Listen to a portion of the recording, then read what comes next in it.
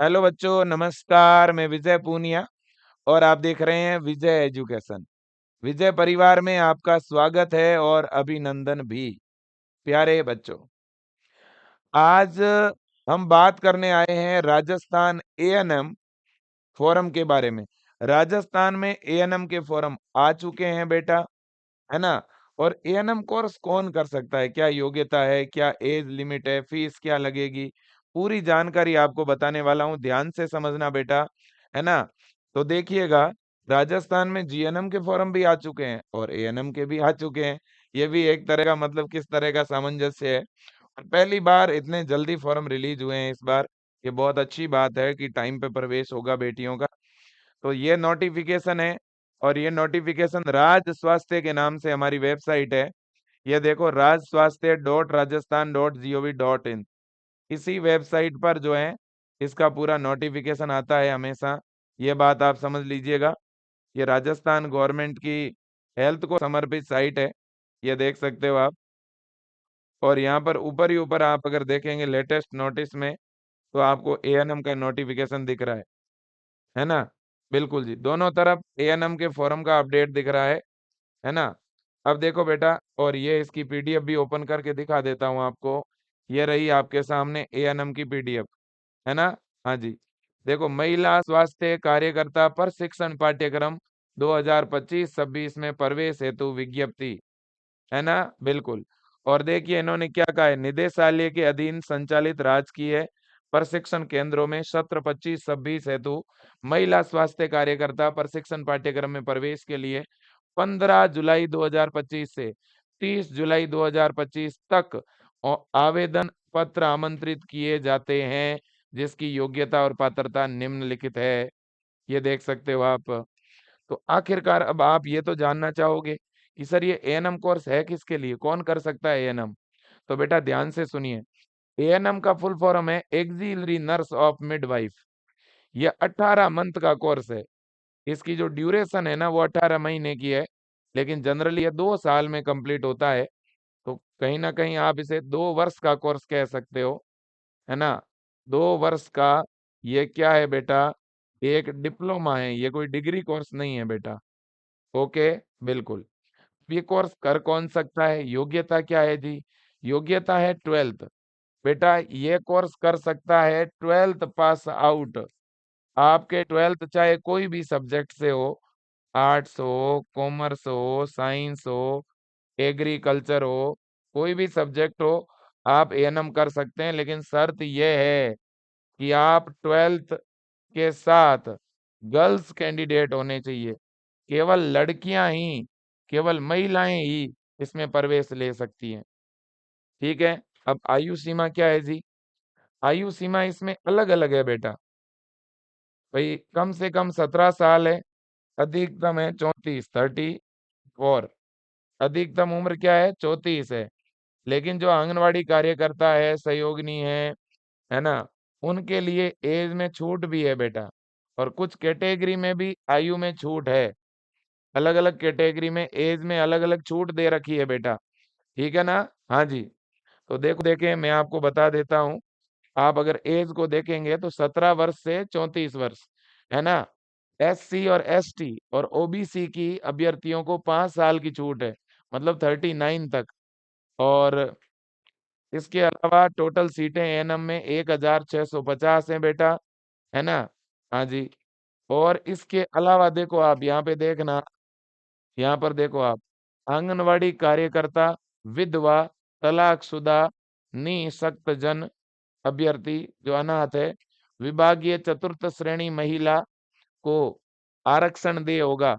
मतलब अगर ये इनमें से अगर कोई भी महिला क्या करती है बेटा, एएनएम करती है, तो उनको कम परसेंटेज पर, 50-60% पर भी एएनएम में प्रवेश मिल जाता है ना।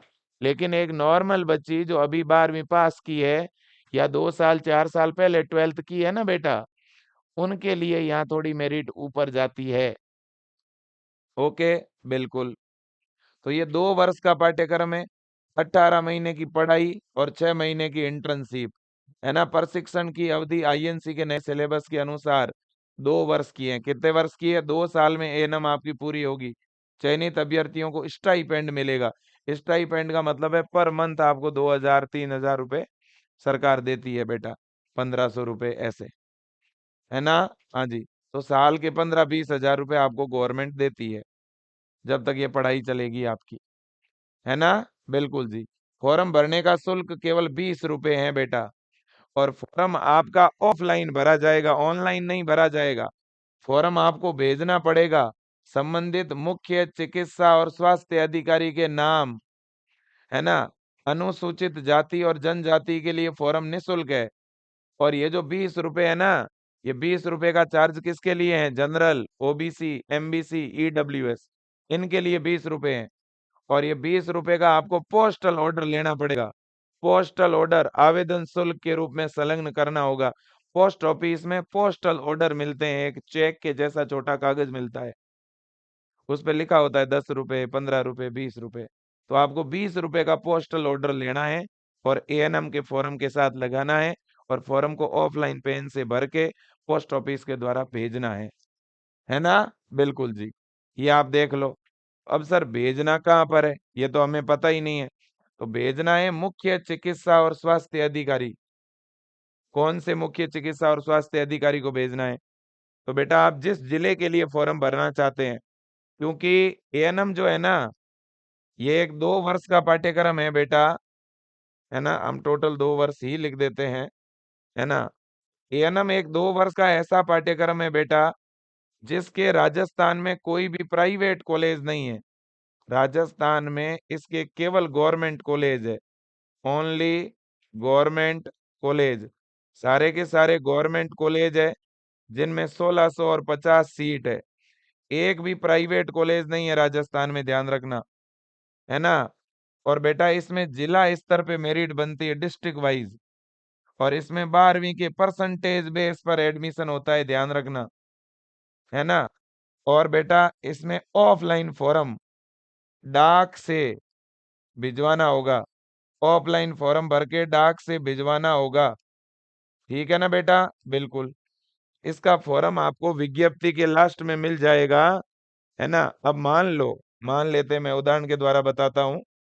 देखो, मान लो एक बच्ची है सीकर की, मान लो एक महिला है, और उसका मूल निवास है, वो मूल निवासी है सीकर की। कहाँ की है? सीकर की। तो बेटा आप जो है ना, जैसे आप सीकर की है, कोई महिला है ना, जिसका नाम है, मतलब कोई भी नाम है, वो सीकर की है ना। अब उसे एएनएम का फॉर्म भरना है, तो वो फॉर्म सीकर का भी भर सकती है। वो सीकर जिले के हेडक्वार्टर पे, प्रत्येक जिले के हेडक्वार्टर पे क्या होता है पता है आपको?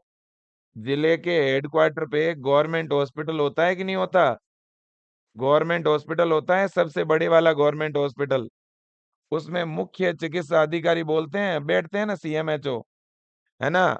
बेटा मुख्य चिकित्सा अधिकारी बैठते हैं वहां पर, क्या बोलते हैं उनका नाम? सीएमएचओ या कुछ और ही ऐसा नाम होगा, है ना। हाँ, मुख्य चिकित्सा अधिकारी, है ना, मुख्य चिकित्सा अधिकारी, चीफ मेडिकल ऑफिसर।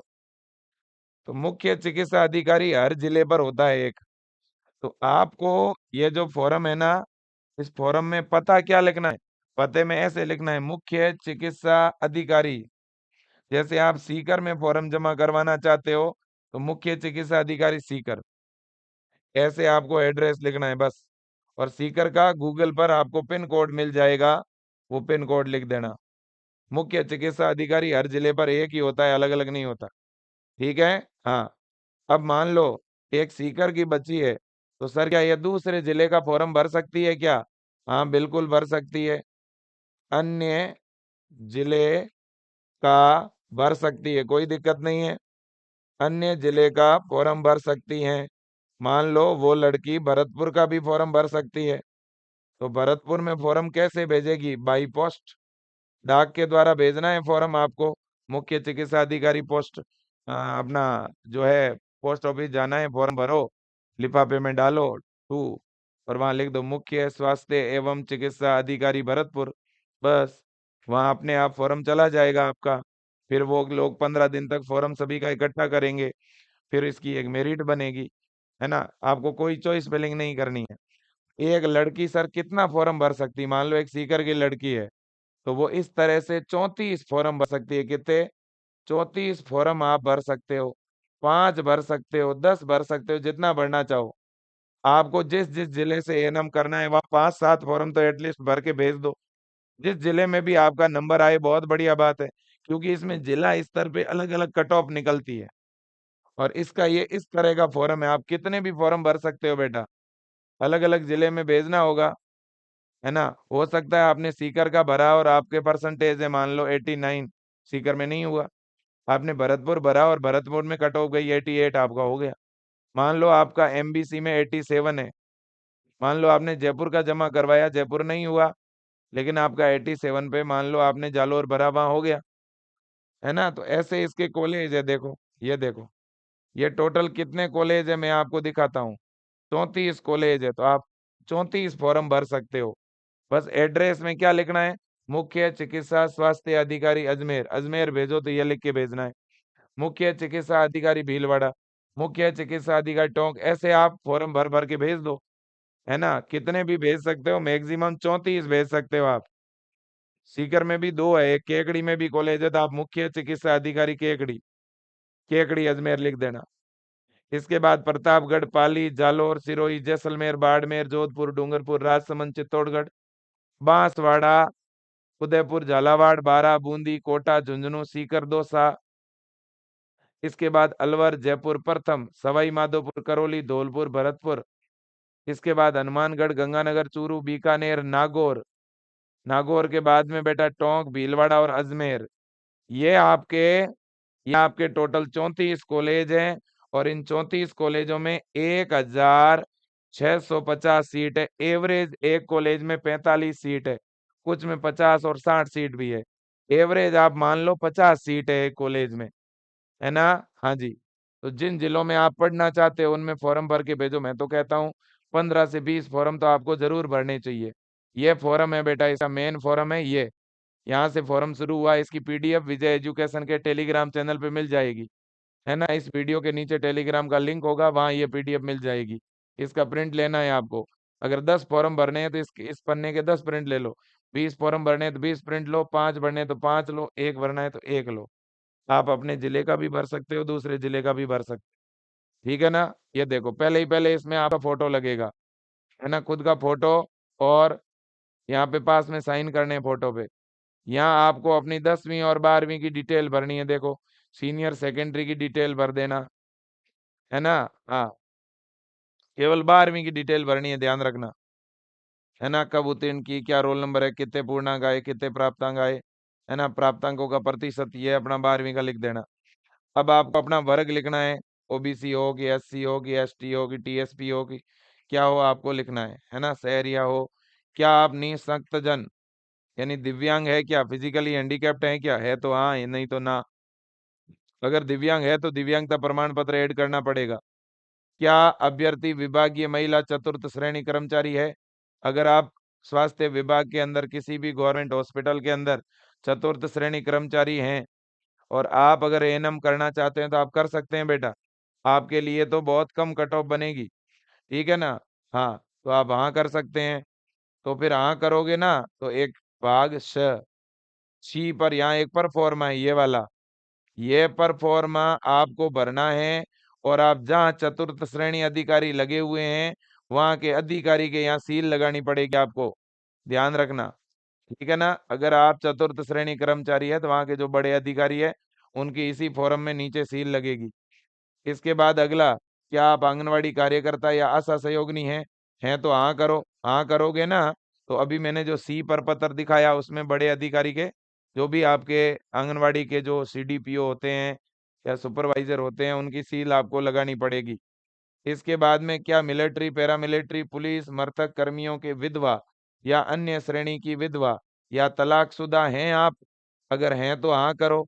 और सक्षम अधिकारी द्वारा जारी प्रमाण पत्र, कोई भी ऐसा प्रमाण पत्र होना चाहिए, है ना। हाँ, अब बेटा आपकी श्रेणी भी लिखनी है कि भाई आप पैरामिलिट्री मृतक की पत्नी है, कि मिलिट्री में शहीद की पत्नी है, पुलिस शहीद की पत्नी है, विधवा है, तलाकशुदा हैं, जो आपकी कैटेगरी है वो इधर लिखनी है।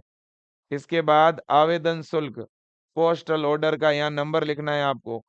देखो अगर आप ओबीसी है, आप एमबीसी है, आप ईडब्ल्यूएस है, आप जनरल है, तो 20 रुपए का पोस्टल ऑर्डर आपको पोस्ट ऑफिस से लेना है। उस पोस्टल ऑर्डर पे एक नंबर होता है, वो नंबर इधर लिखना है। पोस्टल ऑर्डर कौन सी डेट को लिया वो डेट लिखना है इधर, और राशि 20 रुपए है तो इधर लिखना है 20 रुपए। फिर भाग ब में आप हिंदी में नाम लिखो अपना 10वीं मार्कशीट के अनुसार। फिर इंग्लिश में नाम लिखो कैपिटल लेटर में। फिर पिता का नाम हिंदी में, पिता का नाम इंग्लिश में। पति का नाम हिंदी में, पति का नाम इंग्लिश में। अगर शादीशुदा नहीं है तो पति का नाम लिखना नहीं है भाई, ठीक है ना। हाँ, इसके बाद जन्म तिथि आपको लिखनी है, और जन्म तिथि का प्रमाण पत्र होता है 10वीं की मार्कशीट या 10वीं का सर्टिफिकेट, तो वो फॉर्म के साथ में लगाना है। इसके बाद आपकी उम्र 31/12/2025 तक आप कितने वर्ष के हो जाएंगे, कितने महीने के हो जाएंगे, कितने दिन के हो जाएंगे, है ना। हाँ, अब इसके बाद आपका फोन नंबर, 2 फोन नंबर लिखने हैं, चालू फोन 2 लिख देना। डाक का पता, आपके घर का पता यहाँ पूरा लिखना है, विलेज, पोस्ट, कस्बा, एरिया, पास में क्या स्कूल है, कौन सा गला, कौन सी मोहल्ला, है ना। तो पूरा लिखना है। शहर में रहते हो और गांव में रहते हो तो विलेज, पोस्ट सब कुछ लिखना है। शहर में रहते हो तो गली मोहल्ला सब कुछ लिखना है ना, पूरा डिटेल के अंदर पिन कोड सहित। ये पता इसलिए लिखना है कि अगर वहाँ आपका काउंसलिंग जब शुरू होगी ना, जब मान लो आपका वहाँ शॉर्ट लिस्टिंग में आपका अगर नंबर आ जाता है, वो लोग एक कट ऑफ बनाएंगे। कट ऑफ में जितनी, जैसे 50 सीट है तो 50 सीट से 5 गुने बच्चियों को सेलेक्ट करते हैं। सेलेक्ट करने के बाद आपके घर पोस्ट ऑफिस के द्वारा एक लेटर आएगा, है ना, तो वो इसी एड्रेस पे आएगा। ठीक है ना बेटा, बिल्कुल। और आप अगर फॉर्म भेजोगे ना तो आपका फॉर्म सबमिट होगा, एक्सेप्ट होगा, टेंशन लेने की जरूरत नहीं है। यहाँ आपके साइन होंगे बेटा। अगर आप चतुर्थ श्रेणी महिला कर्मचारी है, आंगनवाड़ी कार्यकर्ता है, आशा सहयोगिनी है, तो ये सी वाला आपको भरना है। आपका नाम, पिता का नाम, पद का नाम, नियुक्ति कब हुई, वर्तमान पद स्थान, कहाँ पे आप पद स्थापित है, कौन से जिले में पद स्थापित है, यहाँ आपके साइन, और यहाँ आपके अधिकारी जो प्रशासनिक अधिकारी है ना उनके साइन, है ना। द द तो सभी को भरना है। देखो स तो उसी को भरना है जो आंगनवाड़ी कार्यकर्ता है, या चतुर्थ श्रेणी कर्मचारी है, या आशा सहयोगिनी है, उसको स भरना है। और जो अभी 12th पास आउट की लड़कियां, उनको स नहीं भरना, उनको द भरना है।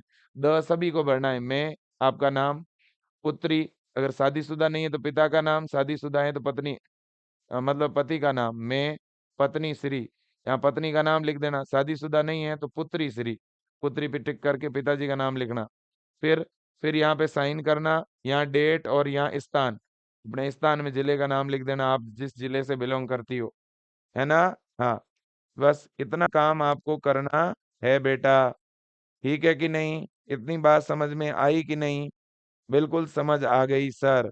अब ये लिस्ट फॉर्म में साथ में नहीं लगानी है आपको, आपको एक ये पेज और एक ये पेज, ये दो ही पेज आपको फॉर्म के तौर पर लगाने हैं। समझ में आ गई बात बेटा। फॉर्म भरने का तरीका मैंने बता दिया, ये पर फॉर्मा मैं आपको उपलब्ध करवा दूंगा, चिंता करने की जरूरत नहीं। ओके भाई, बिल्कुल जी। जितने फॉर्म भरने हैं बिल्कुल भरवा देना, इस पर एक दो वीडियो और बना दूंगा। अभी तो फॉर्म वैसे भी बेटा 15 जुलाई से शुरू होंगे। कब से शुरू होंगे? 15 जुलाई से। अब सर चलो, हम तो जिला स्तर पे हम अलग अलग जिले में सर फॉर्म भर भर के तो भेज देंगे, है ना, लेकिन सर हमें पता कैसे चलेगा वहां हमारा सिलेक्शन हो गया। तो इसके लिए बेटा न्यूज़पेपर में इस तरह से कट ऑफ जारी होती है, ऐसे ऐसे न्यूज़पेपर में कट ऑफ जारी होगी, और आपके घर पे भी लेटर आता है। लेटर नहीं भी आएगा तो न्यूज़पेपर में ऐसी कट ऑफ आती है। ऐसे जैसे मान लो ये कॉलेज कौन सा है, ऐसे कोटा, कोटा का ये कॉलेज है, वेबसाइट पे भी सूचना आ जाएगी, मैं बता दूंगा आपको। अभी तो फॉर्म जमा होगा, इसके 1 महीने बाद ऐसी कट ऑफ निकलेगी। तो ये कोटा है, जैसे कोटा की 2024 में क्या कट ऑफ रही देखो, जनरल की 90, ईडब्ल्यूएस की 85, ओबीसी की 89, एमबीसी की 87, एससी की 87, एसटी की 86, तलाकशुदा और विधवा की 72, विकलांग की 67, आंगनवाड़ी कार्यकर्ता की जिसने फॉर्म भरा सभी का सिलेक्शन हो गया, आशा सहयोगिनी 65, ठीक है ना। और विभागीय चतुर्थ श्रेणी कर्मचारी का तो कोई आवेदन आया ही नहीं, मिलिट्री पैरामिलिट्री का भी कोई आवेदन आया ही नहीं। सबसे ज्यादा यहाँ रिजर्वेशन है विभागीय चतुर्थ श्रेणी कर्मचारी। मेरा आपसे निवेदन भी है, अगर आपके परिवार में, अड़ोस में, पड़ोस में कोई भी ऐसी महिला जो किसी हॉस्पिटल में 4th ग्रेड कर्मचारी है ना, जो वहाँ पे 4th ग्रेड हैं, तो प्लीज़ आप उन महिलाओं को जनरली पता नहीं होता, वो वीडियो नहीं देखते। आप उनको गाइड करके ऐसा फॉर्म भरवाना, भले ही उनकी उम्र 30 साल हो, ठीक है? भले ही उनकी उम्र 35 साल हो, भले ही उनकी उम्र 25 साल हो, है ना? सरकार फ्री में एएनएम करवाती है, कोई पैसा नहीं लगता, ठीक है ना? हाँ बेटा। और फॉर्म भले ही उसके 30%, 35, 33, 40 कुछ भी परसेंटेज होंगे तो उनका नंबर आएगा ही आएगा, है ना? और मैं एक जिले की कट ऑफ आपको दिखाता हूँ, देखो। इस तरह से कट ऑफ जारी होती है बेटा। जैसे ये जोधपुर की कट ऑफ है, किसकी है? जोधपुर की। ये देखो आप, यहाँ देखो, जनरल की 90 गई, ओबीसी की 89, एमबीसी की 84, ईडब्ल्यूएस की 85, ऐसे, है ना? ये देख सकते हो आप। आशा सहयोगिनी की 62, तलाकशुदा की 71, है ना? पर्सन विद हैंडीकैप्ड 60, है ना? तो इस तरह से। और 40 जो बेटा 4th ग्रेड कर्मचारी होते हैं उनकी 40, है ना? बिल्कुल। और ये कौन से जिले की है भाई? ये है आपकी झालावाड़। झालावाड़ की देखो आप, जनरल की 89, ईडब्ल्यूएस की 84, ओबीसी का 87, एमबीसी का 86, एससी का 84, एसटी का 85, है ना? चतुर्थ श्रेणी कर्मचारी कोई आवेदन ही नहीं आया, आवेदन आया ही नहीं, बताओ। मिलिट्री, पैरामिलिट्री, पुलिस की मृतक विधवा, इनका भी कोई आवेदन नहीं आया। आशा सहयोगिनी, आंगनवाड़ी कार्यकर्ता, विकलांग, इनकी तो बस 50 से कम ही कट ऑफ गई हुई है ना? बिल्कुल। तो ये सिस्टम रहता है, ऐसे कट ऑफ निकलती है, चिंता करने की जरूरत नहीं है। फॉर्म जरूर भरवा देना। एएनएम में कोई भी फीस नहीं लगती है। जिस भी कॉलेज में आपका एडमिशन होगा, वहाँ पूरी स्टडी फ्री है, रहने के लिए हॉस्टल की सुविधा भी फ्री है, फ्री स्टडी। एएनएम के अंदर कोई भी फीस नहीं लगती है भाई, एएनएम में कोई भी फीस नहीं लगती है ना? बिल्कुल बेटा। और देखो, इतनी जानकारी, इतनी व्यवस्थित अपडेट विजय एजुकेशन आपको दे सकता है। आप इस चैनल को जरूर सब्सक्राइब करें, इस वीडियो को शेयर करें, ठीक है ना? गांव की मध्यम और किसान परिवार की जो बेटियां जो एएनएम नर्सिंग करना चाहती है वो कर सकती है। लेकिन अगर 12th बायो की कोई लड़की हैं तो उन्हें एएनएम से ज्यादा जीएनएम करना चाहिए, और जीएनएम से ज्यादा बीएससी नर्सिंग करना चाहिए। तो पहली प्रायोरिटी बायो की जो बच्चे हैं उनके लिए क्या होनी चाहिए? क्या होनी चाहिए? BSc nursing. बीएससी नर्सिंग में नहीं हो तो जीएनएम, और कुछ मजबूरी हो तो एएनएम, है ना? हाँ जी। तो thank you, thank you, thank you और thank you so much. Best of luck. जय हिंद, वंदे मातरम।